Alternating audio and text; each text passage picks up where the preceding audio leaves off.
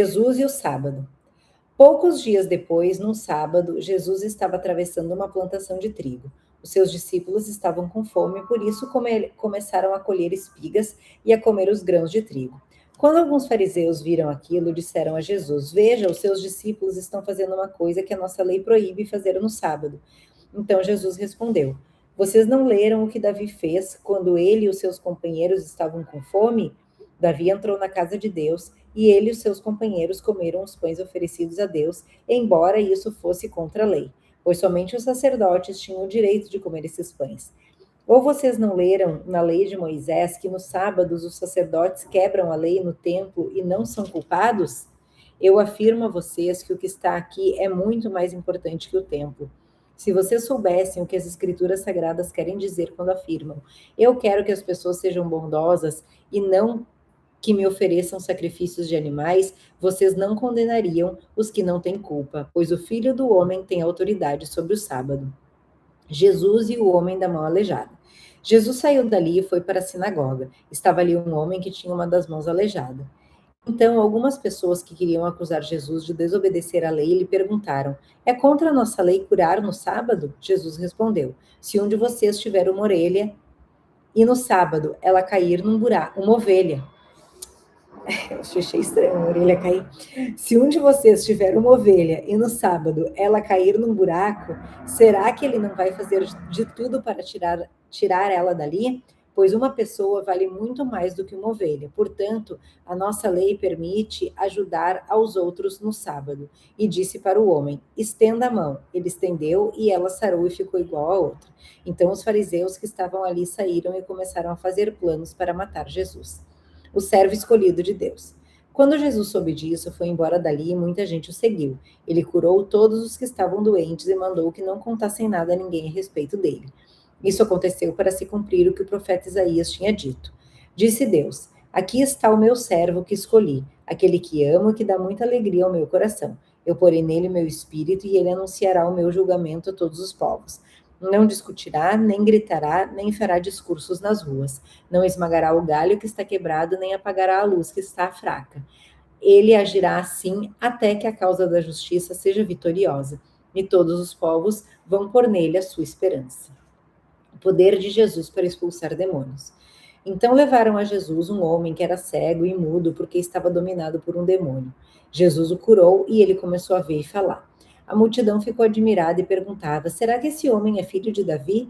Alguns fariseus ouviram isso e responderam: É Beelzebul, chefe dos demônios, quem dá poder a esse homem para expulsar demônios.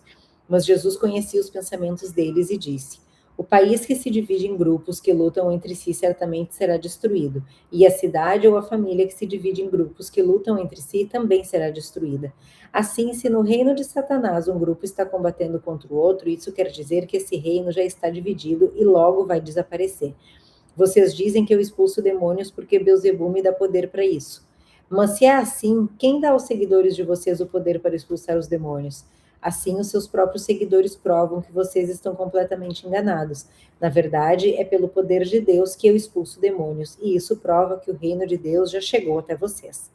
Ninguém pode entrar na casa de um homem forte e roubar os seus bens sem primeiro amarrá-lo. Somente assim essa pessoa poderá levar as coisas que ele tem em casa.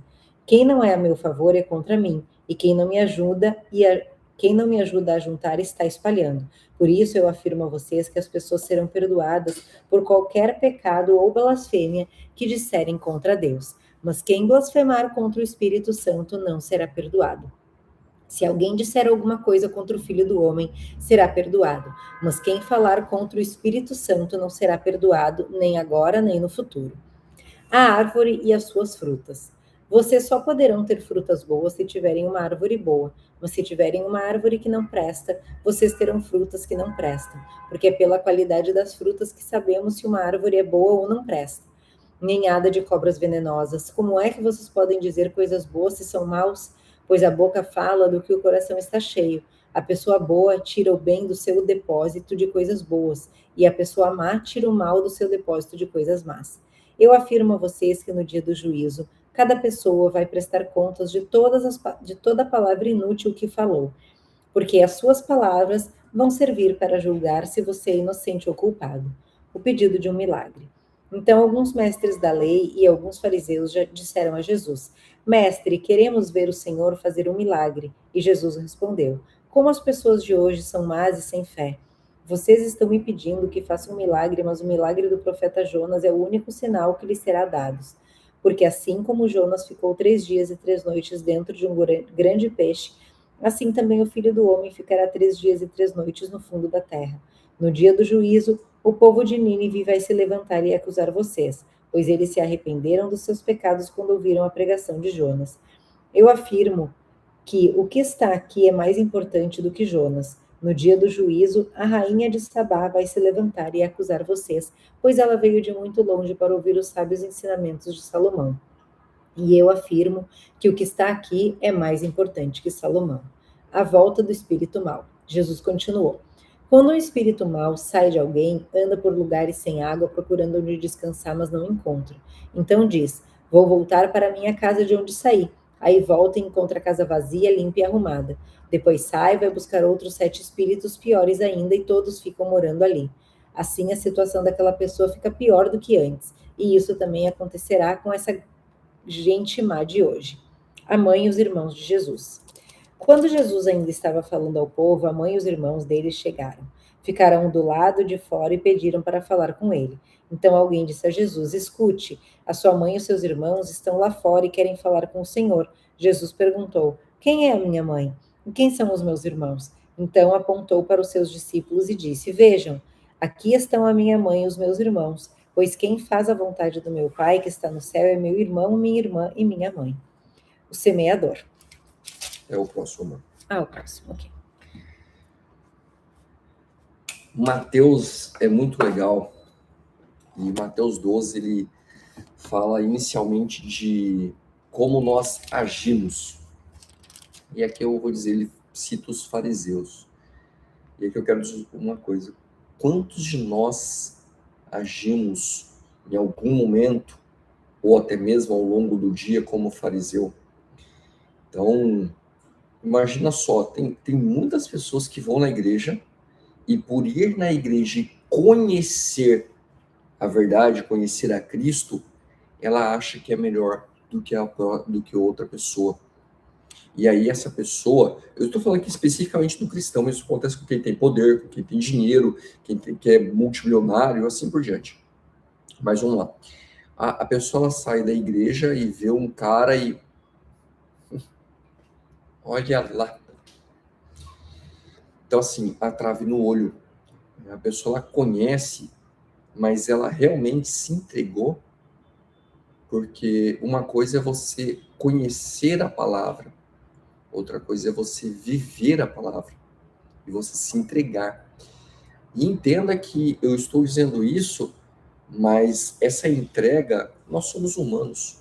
Essa entrega ela vai acontecer, em alguns momentos você vai ramelar, vai agir como fariseu, vai voltar a se entregar e vai voltar a agir em vários momentos. Então, ir na igreja não é sinônimo de ter intimidade com Deus. O importante é você ter intimidade com Deus. Outra coisa que Mateus diz que eu acho fabuloso é: o reino de Deus já chegou, ele já veio na Terra. O reino de Deus já está aqui. Então, tem algumas passagens que eu até anoto no meu quadro, e uma delas que eu acho fabulosa, que por incrível que pareça não está aqui, é o seguinte, que Jesus ele diz que ele vai nos dar poder para fazer coisas maiores do que a que ele mesmo fez. E a pergunta é: você acredita nisso? Você realmente acredita nisso? Porque se você não acreditar nisso, você simplesmente está sendo como um fariseu, que você olha, acredita no que você quer, vai na igreja todo domingo, acha que está pagando uma penitência, acha que está comprando um lugarzinho no céu. Não está sendo muito diferente daquelas igrejas que as pessoas pedem dinheiro e você compra lugar no céu. A diferença é que você não está comprando com o seu dinheiro, você está comprando com o seu tempo.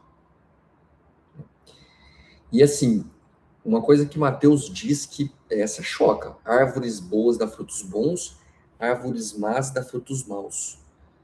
O que são as árvores e o que são os frutos? Então, nesse caso, você que está ouvindo, você que tem filho, filha, você é árvore. Qual é o fruto que você vai dar? E não só de filho e filha, mas de levar a palavra de Deus. Você está levando a palavra de Deus, você está espalhando a palavra de Deus, qual os outros filhos, os outros frutos que você está dando? Ou você é aquele cara que recebeu o talento e esconde o talento? A última coisa que eu acho que é impactante, o espírito mal, ele pode sair de uma pessoa e pode voltar para uma pessoa, e trazendo outros espíritos maus. Galera, tem uma coisa para te dizer, o mal existe.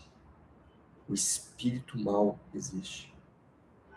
Eu li um documentário muito curto, porque eu confesso que eu não gosto de ver esse tipo de coisa a respeito dessa notícia que saiu de os multimilionários que pegava criança, levava, mutilava criança, comia criança, esse tipo de coisa. E uma das contas de um desses milionários, o nome da conta era Baal. Credo. Então, assim, esse cara acredita no demônio, cultua o demônio? Não sei. Ele pode, inclusive, ser um cara ateu, que não acredita em absolutamente nada, acredita só no poder do dinheiro. E ele estava usando isso de sátira. Mas eu vou dizer uma coisa para vocês, eu não tenho dúvida de que o demônio, ele existe. Ele atua nas pessoas, e principalmente nas pessoas que não acreditam nele. Porque isso eu acho... As pessoas que faziam isso não eram humanas. Porque humano significa humanidade.